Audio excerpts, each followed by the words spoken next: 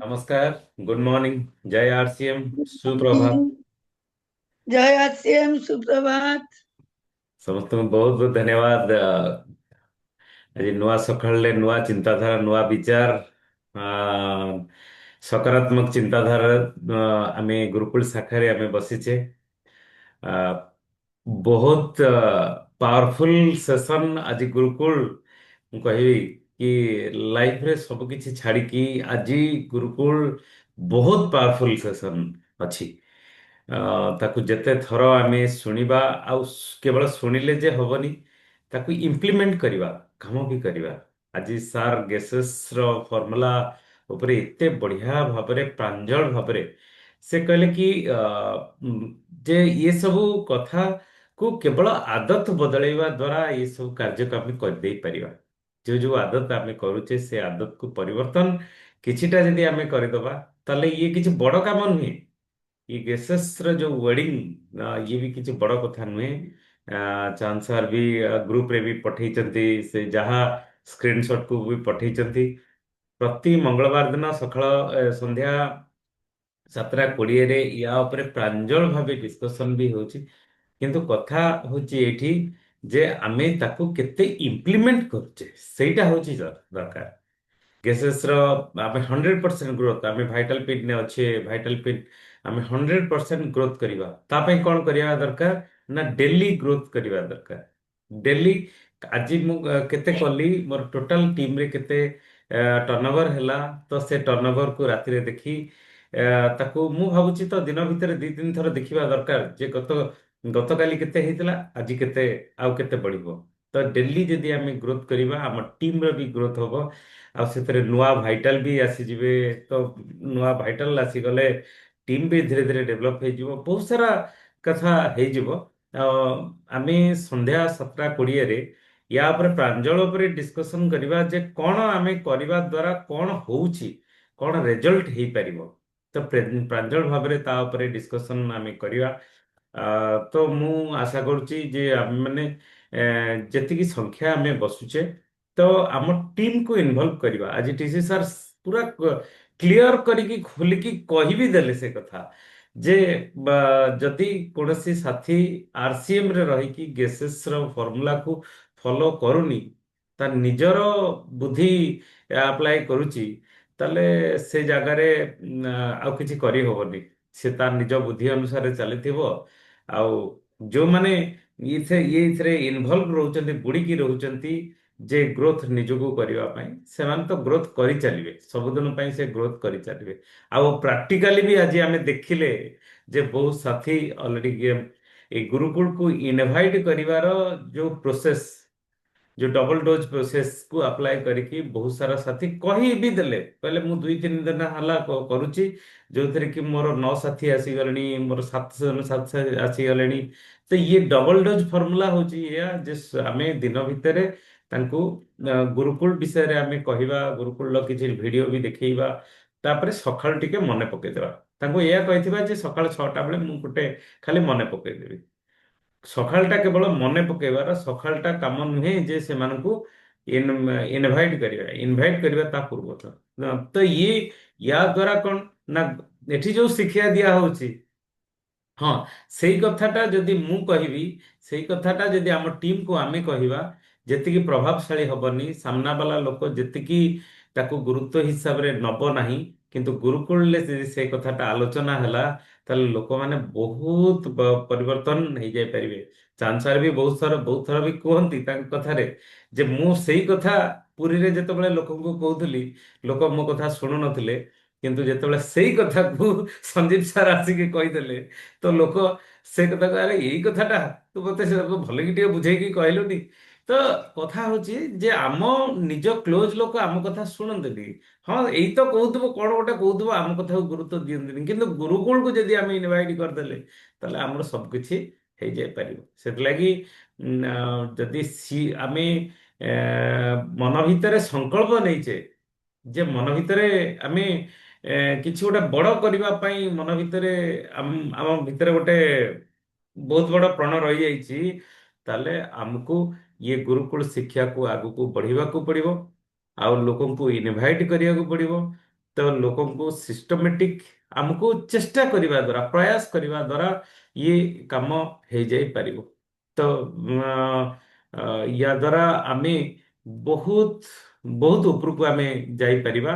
ତ ଯଦି ଇଏ ଅ, ଇଏ କାମ କରିବା ଦ୍ୱାରା ଆମେ ଯଦି ସଫଳ, ପୁରା ଭାରତ ବର୍ଷର ଲୋକମାନେ ସମସ୍ତେ ସଫଳ ହଉଛନ୍ତି, ତାହେଲେ ଆମେ କାହିଁକି ହେଇପାରିବାନି? ତ ସେଥିଲାଗି ୟାକୁ ପ୍ରାୟୋରିଟିରେ ଏକ ନମ୍ବରରେ ରଖିବା ନିହାତି ଜରୁରୀ। ତ ଆଜି ଆମେ ଷ୍ଟାର୍ଟ କରିବା। ତ ଆମର ସମସ୍ତେ ବି ଅଛନ୍ତି, ସାର୍ଙ୍କର ବି କଥା ବି ବିଚାର ବି ଶୁଣିବା। ତ ଆଜି ଆମେ ବହୁତ ଭଲ ଭାବରେ ପ୍ରମୋଟ କରିବା। ଦେଖନ୍ତୁ, 7ଟା 20ର ଯୋଉ ପ୍ରୋଗ୍ରାମଟା ଆଜି ଆମେ କରାଯାଉଛି ପ୍ରତି ମଙ୍ଗଳବାର, ତ ଆମେ ଗୁରୁକୁଳକୁ ତ ପ୍ରମୋଟ କରୁଛେ, ଗେସେସର ଫର୍ମୁଲାକୁ ବି ପ୍ରମୋଟ କରୁଛେ। ତାମାନେ ଆପଣ ଯାହାକୁ କହିଥିବେ, ତ ତାଙ୍କୁ ଯଦି ଆମେ ଜୁମ୍ ମିଟିଂକୁ ଡାକିଦବା, ତାହେଲେ ସେଥିରେ କଣ ହବ ନା ତାଙ୍କୁ ମାନେ ଆପଣଙ୍କ କଥାରେ ମୋହର ଲାଗିଯିବ। ଲୋକ କହିବେ, ଆରେ ବାଃ, ବଢିଆ କଥା, ଇଏ ଯାହା କହୁଛନ୍ତି ଠିକ କହୁଛନ୍ତି। ତ ତାଙ୍କ ମନ ଭିତରେ, ତାଙ୍କ ବିଚାର ଭିତରେ ଆସିଯିବ ଯେ ନାଇଁ, ଏଇଟା ଠିକ ମାନେ ଆମେ ଇନଭାଇଟ୍ କରିବା ନିହାତି ଉଚିତ। ଓକେ, ଠିକ ଅଛି, ଆମେ ଷ୍ଟାର୍ଟ କରିବା। ସାହୁ ଭାଇ, ଆପଣଙ୍କଠୁ ଷ୍ଟାର୍ଟ କରୁଛି। ଆଜି ତ ବହୁତ ବଢିଆ ଆଲୋଚନା ଗ୍ୟାସେସ୍ ଉପରେ ଯାହା ଇଏ ହେଲା। କାଲି ମୁଁ ବି ତାକୁ ଆପ୍ଲାଏ କରିଥିଲି, କହୁଥିଲି ଯେ ମେଡିକାଲରେ, ସେ ମେଡିକାଲରେ ବି ଆଜି କିଛି ଲୋକଙ୍କୁ ସେଇ ବିଷୟରେ ଜଣେଇଲି। କହିଲେ ହଁ ଠିକ ଅଛି, ଆମେ ଆମ ଭିଡ଼ିଓଟି ପଠେଇବେ ଯଦି ଆମେ ନ ଜଏନ୍ କରିପାରିଲୁ। ବର୍ତ୍ତମାନ ମିଲି ମ୍ୟାଡ଼ାମ ବି ସେଇଆ କହିଲେ, ଆଜି ସଂକ୍ରାନ୍ତି ଯେହେତୁ ଅଛି ମୁଁ ଆଉ ଜଏନ୍ କରିପାରୁନି, କିନ୍ତୁ ମୋତେ ଭିଡ଼ିଓ ପଠେଇବେ। କିନ୍ତୁ ଆମର ଭିଡ଼ିଓଟା ପଠେଇବା ତ ନିହାତି ଦରକାର, କିନ୍ତୁ ବସିଲେ ବହୁତ ଜିନିଷ ଜାଣିପାରିବା। ଗୁରୁକୁଳରେ ବସିଲେ ହିଁ ବହୁତ ଜିନିଷ ଜାଣିପାରିବା, ଯୋଉଟାକ ସକାଳ 6:30ରୁ 7:30, 7:30 ପରେ ସଂକ୍ରାନ୍ତିକୁ ଯାଇପାରିବା, ଠାକୁରଙ୍କ ପାଖକୁ ଯାଇପାରିବା, ସବୁ କରିପାରିବା। କିନ୍ତୁ ବସିଲେ ହିଁ ଆମେ ଶିଖିପାରିବା ଗେସେସର ଫର୍ମୁଲା କ'ଣ। ଆଜି ତ ବହୁତ ଡିଟେଲ୍ସ କହିଲେ, ତା ସହିତ 100%, 50%, 25%, ଇଏ ଯୋଉ ଲାଭ, ଏଇଟା ବି ବହୁତ ବଢିଆ ଜିନିଷ। ତାପରେ ଆମର ଯୋଉ ଗୁରୁକୁଳ ଉପରେ ଆମର ରୂପାନ୍ତରଣ ଉପରେ ଯୋଉ ପ୍ରୋଗ୍ରାମ ହଉଛି, ତାକୁ ବି ଆମେ ଦେଖିବା ଦରକାର, ଆଉ ଏନ୍ଜୟ କରିବା ଦରକାର। ଆଉ ଆସନ୍ତା 20 ତାରିଖ 22 ତାରିଖ ତ ବହୁତ ଭଲ ପ୍ରୋଗ୍ରାମ ଦିଲ୍ଲୀରେ ଏବଂ ଭିଲୱାଡ଼ାରେ। ଅବଶ୍ୟ ଆମେ ଯାଇପାରୁନେ, କିନ୍ତୁ ବହୁତ ଭଲ ପ୍ରୋଗ୍ରାମ ହେଇବା। ଦିଲ୍ଲୀର ଲୋକମାନଙ୍କୁ ଆମେ ବସେଇବା ସେଠି, ଏଇଟା ବହୁତ ବଢିଆ ଜିନିଷ। ଆଉ ସମସ୍ତେ ଗୁରୁକୁଳକୁ ଆସିବା ନିହାତି ଦରକାର। ଯାହା ପ୍ରୟାସ ଜାରି ରହିଛି। ଥଣ୍ଡା ଜୋରେ ପଡିଛି ଯଦିଓ, ତଣ୍ଟି ପଡିଗଲେ ବି ସୁଦ୍ଧା ଆମେ ଯୋଗ ଦଉଛେ ଏଇଥିପାଇଁ, ଆମେ ଶିଖିବା ଏବଂ ଅନ୍ୟକୁ ବତେଇବା ବା ହ୍ୱାଟ୍ସଆପରେ ପଠେଇବା, ଏଇ କାମ ବି କରିବା। ନୂଆ ଲୋକଙ୍କୁ କରେଇଲେ ନୂଆ ଲୋକ ଆସିବା ଦରକାର। ହବଠୁ ଶତପଥୀ ବାବୁ। ଓକେ ଭାଇ, ବହୁତ ବଢିଆ କଥା। ଯୋଉ ଦିଲ୍ଲୀର ପ୍ରୋଗ୍ରାମ କଥା ମନେ ପଡିଗଲା, ଆପଣ କହିଲେ।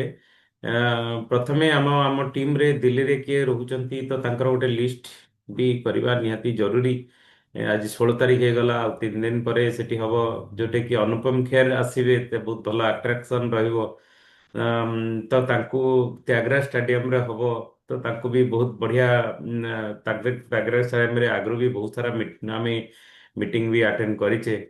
ତ ୟା ଉପରେ ବି ବହୁତ କିଛି, ସେମାନଙ୍କୁ ଆମେ ନ ଯାଇ ପାରିଲେ ବି ସେମାନଙ୍କୁ ଆମେ ଇନଭଲ୍ଭ ବି କରିଦେଇ ପାରିବା। ଆମର ଯୋଉ ମକସଦ ଅଛି ସେବା ସ୍ୱାସ୍ଥ୍ୟ ସଂସ୍କାର ଉପରେ, ତ ତାକୁ କରିପାରିବା। ବହୁତ ବଢିଆ କଥା। ଓକେ, ଆଜି ସନ୍ଧ୍ୟା 7ଟା 20ର ମିଟିଂକୁ ଲୋକଙ୍କୁ ଇନଭାଇଟ୍ ବି ନିହାତି ଜରୁରୀ କରିବା ଦରକାର। ଓକେ, ଅନିଲ ବାବୁ, ସରି, ଆମର ଆରତି ଅପା।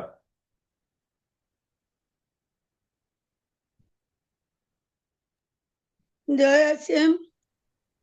ଚାନ୍ଦ ସାର୍ଙ୍କୁ ନମସ୍କାର, ଶତପଥୀଙ୍କୁ ନମସ୍କାର।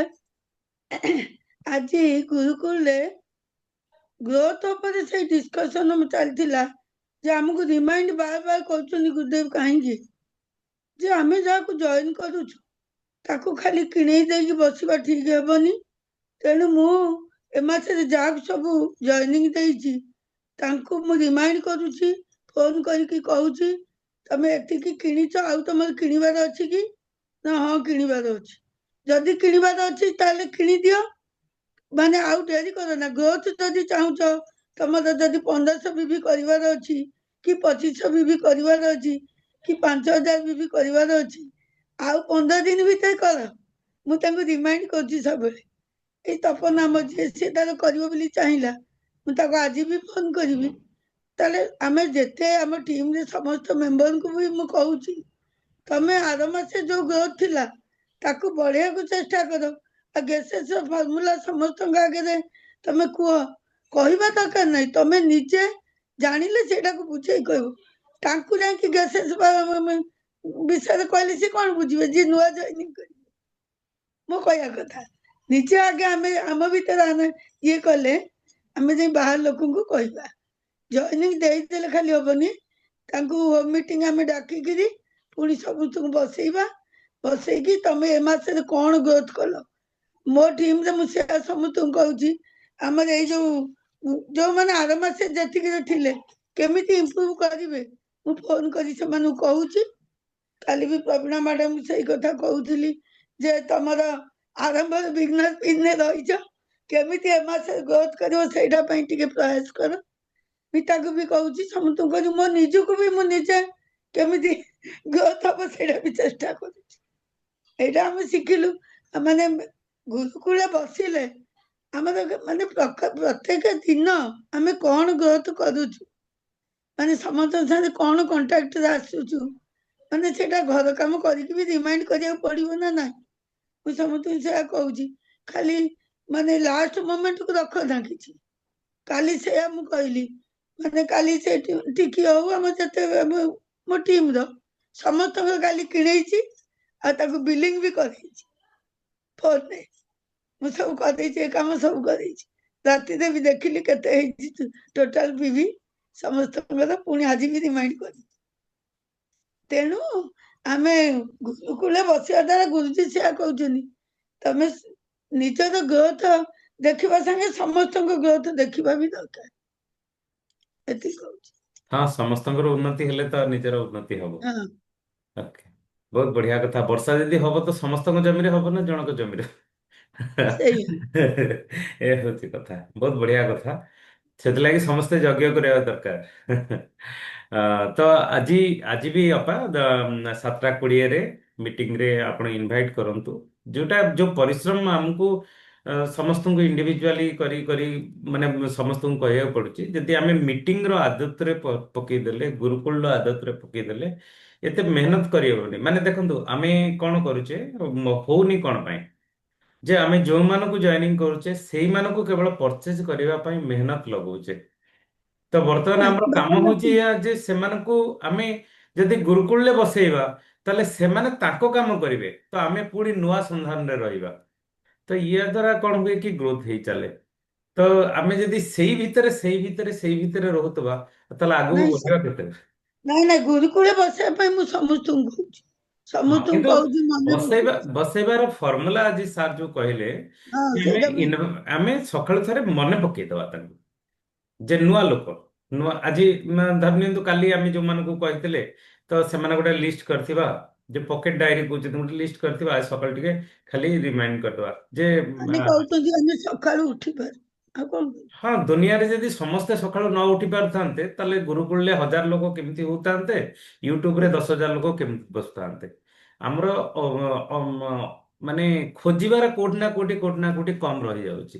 ତ କାଲି କାଲି ସେଥିପାଇଁ ଯୋଉ ଆମେ ସେ ଜାଗାରେ କାଲି ଯୋଉ ପହଞ୍ଚିବା ରାତିରେ ଦରକାର। ଯୋଉ ରାତିରେ ଯୋଉ ମିଟିଂ ଥିଲା, ମୁଁ ଆଉ ଜାଣିନି ସୁରେନ୍ଦ୍ର ଯେ ମୁଁ ମାରିଦେଲା ବେଳକୁ ମୋର ଆସିଗଲା, ନମସ୍ତେ ଆରତୀ ମ୍ୟାଡାମ ନମସ୍ତେ କହିଲେ।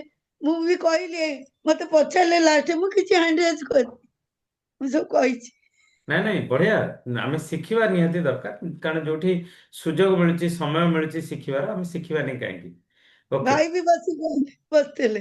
ବଢିଆ ବଢିଆ ବଢିଆ। ନାଇଁ, ଆଜି ଶିଖିବା ଦରକାର, ଯୋଉଠି ସୁଯୋଗ ମିଳୁଛି ଶିଖିବାର, ଆମ ପାଖରେ ସମୟ ଅଛି, ଆମେ ଶିଖିବାନି କାହିଁକି? ଶିଖିଲେ ତ ଆଗକୁ ବଢିବା ନା। ବହୁତ ବଢିଆ। ଓକେ, ପ୍ରବୀଣା ମ୍ୟାଡାମ, ଆଜ୍ଞା ମ୍ୟାଡାମ ଅନମ୍ୟୁଟ କରନ୍ତୁ। ଆଉ ମୋବାଇଲକୁ ଏମିତି କରିଦେଲେ ଭଲ ହୁଅନ୍ତା, ଏମିତି ବୁଲେଇ ଦେଲେ ଭଲ ଠାକୁର ହୁଅନ୍ତା। ସାର୍, ହଁ। ହଁ, ନାଇଁ ସାର୍, ସେମିତି ଥାଉ। ହଉନି ଆଉ ଠିକ ସାର୍ ଅଛି। ନମସ୍କାର। ଆଜ୍ଞା, ନମସ୍କାର। ନମସ୍କାର ମ୍ୟାଡ଼ାମ, କୁହନ୍ତୁ। ଆଜି ଆଜି ତ ଗୁରୁଦେବ ଯାହା କହିଲେ ଆମେ ତ ସେଗୁଡାକ ସବୁ ଅକ୍ଷରେ ଅକ୍ଷରେ ପାଳନ କରୁଛୁ। ଦେଖାଯାଉ କେତେ ଦୂର ସକ୍ସେସଫୁଲ ହେଇପାରୁଛୁ। ଆମେ ତ ପୁରା 95% କରୁଛୁ ନିଜ ପାଇଁ, 5% ରଖିକି 95% ଆମେ ଆମ ଗ୍ରୋଥ ପାଇଁ କରୁଛୁ, ଆମ ସାଙ୍ଗସାଥି ମାନଙ୍କୁ କହୁଛୁ ତମେ ବସ ଗୁରୁକୁଳରେ ଇଏ କର। ଆଉ ସମସ୍ତଙ୍କୁ କହିଲା ପରେ ତ ଧୀରେ ଧୀରେ ଆମର ଗ୍ରୋଥ ହଉଛି ନା, ଧୀରେ ଧୀରେ ଲୋକ ବଢୁଛନ୍ତି। ଆଉ ଦେଖାଯାଉ କଣ ହଉଛି ଆଗକୁ। ହବ, ନିଶ୍ଚୟ ହବ। ଆଉ ବିଶ୍ୱାସର ସହିତ ଯେକୌଣସି କାମକୁ କରିବା ସେ କାମ ସଫଳ ହେଇଯିବ। ହଁ ଓକେ ସାର୍, ଆମେ ତ ସୁକାନ୍ତ ଚେଷ୍ଟା କରୁଛୁ ଯେ ଯେମିତି ଆଗକୁ। Thank you sir. Okay, thank you ma'am. Sukanta ବାବୁ, ସାର୍ ନମସ୍କାର ସାର୍, ଜୟ ଆର୍। ନମସ୍କାର ସାର୍ ଜୟ। ଆଜି ମୁଁ 6ଟା 10ରେ ଆଜି ଆଟେଣ୍ଡ ନେଲି ଆମର ଗୁରୁକୁଳ ବସିବା ପାଇଁ ଜୁମରେ। ସାର୍ ଫିଲଅପ 6ଟା ପୂର୍ବରୁ ସାର୍ ଭାବୁଛି ହେଲେ ହବ, ଠିକ ଭାବୁଛି। କିନ୍ତୁ 6ଟା 10 11 ବେଳକୁ ମୁଁ ଦେଖିଲା ବେଳକୁ ଆଉ ଫିଲଅପ ହେଇଗଲାଣି। ତଥାପି ଟାଇମ ଘର କାମ ଟିକେ ରହିଗଲା। ତାପରେ ଜୁମରେ ଯୋଉ ୟୁଟ୍ୟୁବ ଦେଖିଲି, ସାର୍ ବହୁତ ଗୁଡା କଥା କହିଲେ। ଜୁମରେ ଆମକୁ ଗୁରୁକୁଳରେ ବସେଇବାକୁ ପଡିବ। ଆକ୍ଚୁଆଲି ଆମକୁ ଟିକେ ଇଏ ହଉଛି, ଲୋକଙ୍କୁ ଟିକେ ସେତିକି ଆମେ ଟିକେ କନଭିନ୍ସ କରିବା, ଆଉ ଟିକେ ଆମର କୋଉଠି କମି ରହିଯାଉଛି। ତାଙ୍କୁ ଆମେ ଗୁରୁକୁଳରେ ତାଙ୍କୁ ବସେଇବା, ତାଙ୍କୁ ପ୍ରମୋସନ କରିବା, ତାଙ୍କୁ ଗୁରୁକୁଳ ମାହାତ୍ମ୍ୟ ବିଷୟରେ ବୁଝେଇବା। ଆଉ ଥରେ ଯେ ଗୋଟେ ସପ୍ତାହ 2 ସପ୍ତାହ ବସିଗଲା, ତାଙ୍କର ଆଗ୍ରହ ବଢିବ, ସେ ଶିଖିବା କିଛି ତା ଜାଣିବେ ସେଥିରୁ। କାରଣ ସିଷ୍ଟମଟା ପଡିଛି, କାଲି ଆମ ସିଷ୍ଟମ ତାଙ୍କୁ ତାଙ୍କୁ ଏନଗେଜ କରିବା ଦରକାର। ସେ ସିଷ୍ଟମ ତାଙ୍କୁ ସୁଧାରି ଦବ। ଆଉ ବର୍ତ୍ତମାନ ଗ୍ୟାସେସ୍ ଉପରେ ବହୁତ ଗୁଡା ଜିନିଷ କହିଲେ। ଆଉ ଦିଲ୍ଲୀରେ ଆମର ଯୋଉ ମିଟିଂ ଅଛି 20 ଆଉ ଭିଡର ଅଛି, ସେଥିରେ ଆମର ଯଦି କହିଲେ ଲିଷ୍ଟ କରିକି, ଆମର ଚିହ୍ନା ପରିଚୟ ଲୋକ ଥିବେ, ସାଙ୍ଗ ଥିବେ, ତାଙ୍କ ସେଠି ପ୍ରମୋସନ କଲେ ଆମ କାମ ବି ନ ଯାଇପାରିଲେ ବି ଆମ କାମ ସେଠି ବି ହେଇପାରିବ। ଏଇଟା ବହୁତ ବଢିଆ ଜିନିଷ କହିଲେ। ଆଉ ଗୁରୁକୁଳଟା ନିହାତି ସାର ଦରକାର। କାରଣ ଦେଖନ୍ତୁ, ଆମେ ଗୁରୁକୁଳ ଯଦି ଶିଖିଛେ, ଆମ ଟିମ୍ ସେଠି ଆମେ ଇମ୍ପ୍ଲିମେଣ୍ଟ କରିପାରିବା, ତାହେଲେ ବହୁତ ଗୁଡେ ଆମର ଗ୍ରୋଥ ହେଇପାରିବ। ଆଉ ଟିକେ ସାର୍ ମୁଁ କାର୍ଯ୍ୟ ଟିକେ ଆଉ ଟିକେ ଇଏ କରିପାରୁନି ସାର୍, ଟିକେ ବ୍ୟସ୍ତ ରହୁଛି। Thank you sir. ଓକେ, ଆଜି ସନ୍ଧ୍ୟା 7:30 7:20ରେ ଆଜ୍ଞା ସାର୍। ଆମର ଯୋଉ ରହୁଛି ତା ଗ୍ୟାସେସ୍ ର ଫର୍ମୁଲା, ଗୁରୁକୁଲକୁ ପ୍ରମୋସନ, ଗ୍ୟାସେସ୍ ର ଫର୍ମୁଲାକୁ ପ୍ରମୋସନ ବହୁତ ବଢିଆ ଭାବରେ। ତ ତାକୁ ଯଦି ଆମେ ଦିନ ଭିତରେ ଲୋକଙ୍କୁ ଇନଫର୍ମ କରିବା, ଆମ ସାଥୀମାନଙ୍କୁ ଇନଫର୍ମ କରିବା, ଆଉ ତା ସହିତ 7:20ରେ ଅଛି ମାନେ 7ଟାରୁ ଯଦି ଆମେ ଫଲୋଅପ୍ ଆରମ୍ଭ କରିଦେବା, 20 ମିନିଟ୍ ଧରି ଫଲୋଅପ୍ କରିଦେବା, ତାହେଲେ ସେଥିରେ ତ ସମସ୍ତେ ସେଇଠି ସମସ୍ତେ ବୁଝିଯିବେ, ଆମର କଷ୍ଟଟା କମ୍ ହେଇଯିବ। ଓକେ, ଠିକ ଅଛି। ସାର୍ଙ୍କୁ ଇନଭାଇଟ୍ କରିବା। ସାର୍ ଆସନ୍ତୁ ସାର୍।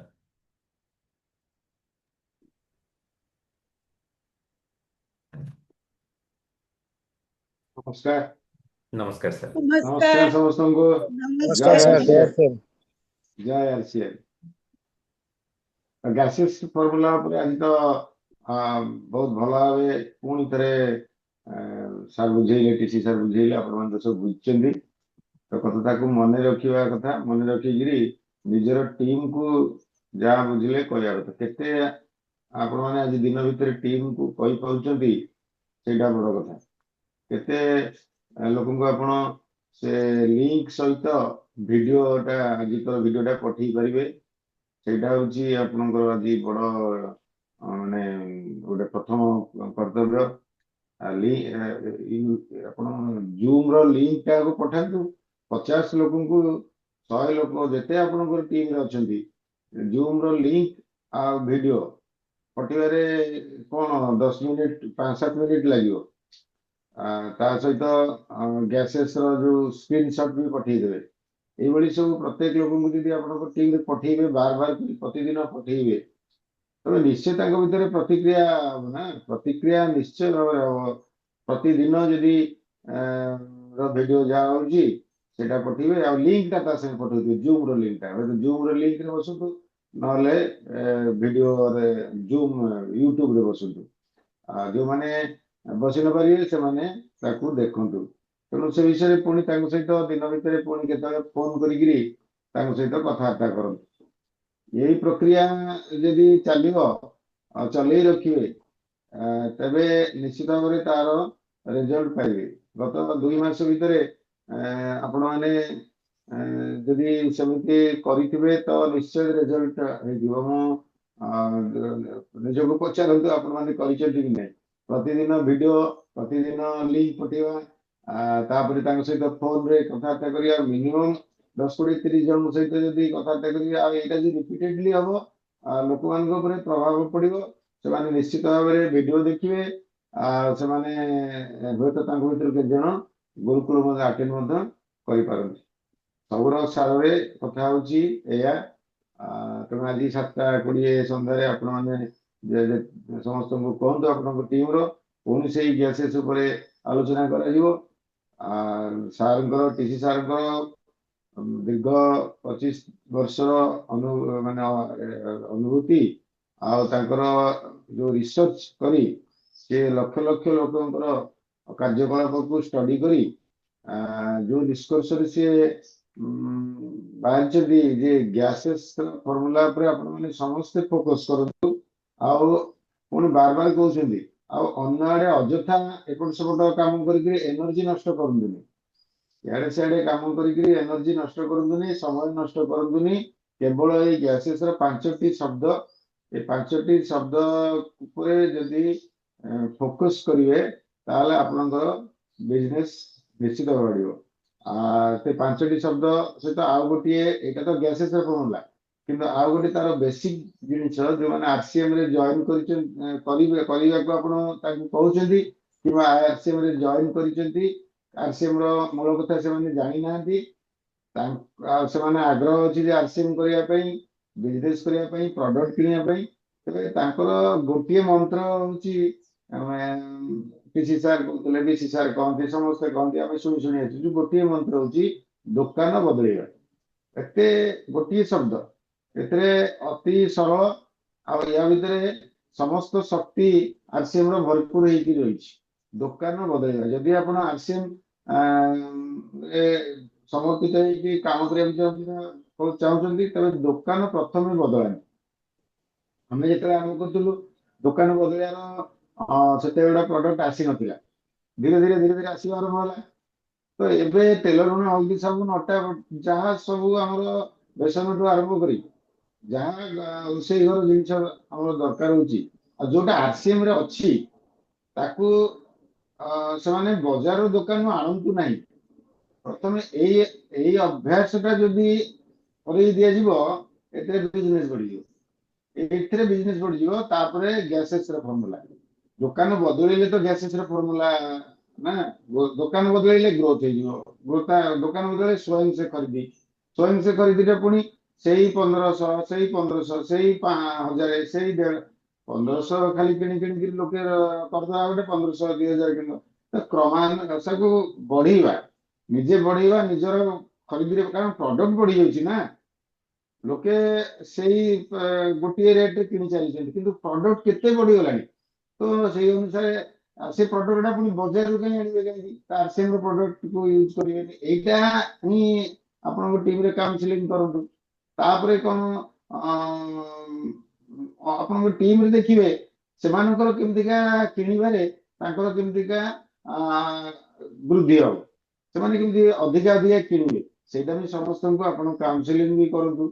ତା ସହିତ ଗ୍ୟାସେସ୍ ଫର୍ମୁଲା, ଏତିକି କାମରେ ବିଜନେସ ବଢିଯିବ, ଗ୍ରୋଥ ହେଇଯିବ, ବହୁତ କିଛି ହବ ଏଇ 5ଟି ଶବ୍ଦରେ।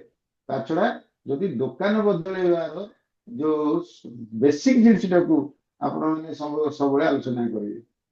ଥ୍ୟାଙ୍କ ୟୁ, ବହୁତ ବହୁତ ଧନ୍ୟବାଦ। Over to Satul. Okay, thank you sir. ये बहुत बढ़िया କଥା ଆପଣ କହିଲେ ଯେ ଆମେ ଯଦି ଦୋକାନକୁ ଚେଞ୍ଜ କରିବା ସବୁକିଛି ବି ପରିବର୍ତ୍ତନ ହେଇଯିବ। ତ ତା ପାଇଁ ଗେସେସ୍ ର ଫର୍ମୁଲା ଡିଟେଲ୍ସ ଇଏ ଉପରେ ବି ଆପଣ ବି କହିଲେ କି ଆମେ ଆଜି ସନ୍ଧ୍ୟା 7:20ରେ ମ୍ୟାକ୍ସିମମ୍ ସାଥୀକୁ ଆମେ ଇନଭାଇଟ୍ କରିବା ଦ୍ୱାରା ଇଏ ଫର୍ମୁଲା ଉପରେ ଆମେ ବହୁତ ଭଲ ଭାବରେ ଲୋକଙ୍କୁ ଜଣେଇ ଦେଇପାରିବା, ବୁଝେଇ ଦେଇପାରିବା, କରିବା ପାଇଁ ତାଙ୍କୁ ପ୍ରେରଣା ବି ଦେଇପାରିବା, ମିଟିଂ ଗୁରୁକୁଳକୁ ବି ଇନଭାଇଟ୍ କରିଦେଇପାରିବା। ଓକେ, ବହୁତ ବଢିଆ କଥା। ଆସନ୍ତୁ ଶର୍ମିଷ୍ଠା ମ୍ୟାଡ଼ାମ, କୁହନ୍ତୁ।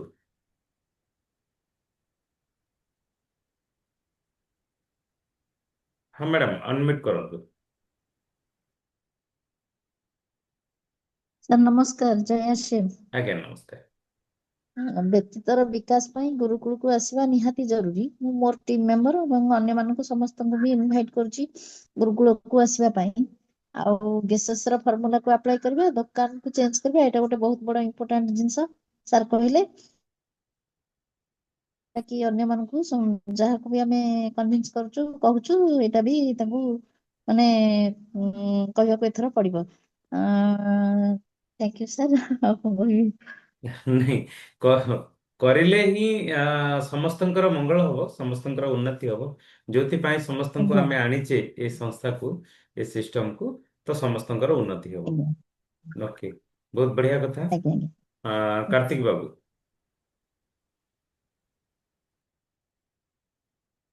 ଅନମ୍ୟୁଟ କରନ୍ତୁ କାର୍ତିକ ବାବୁ।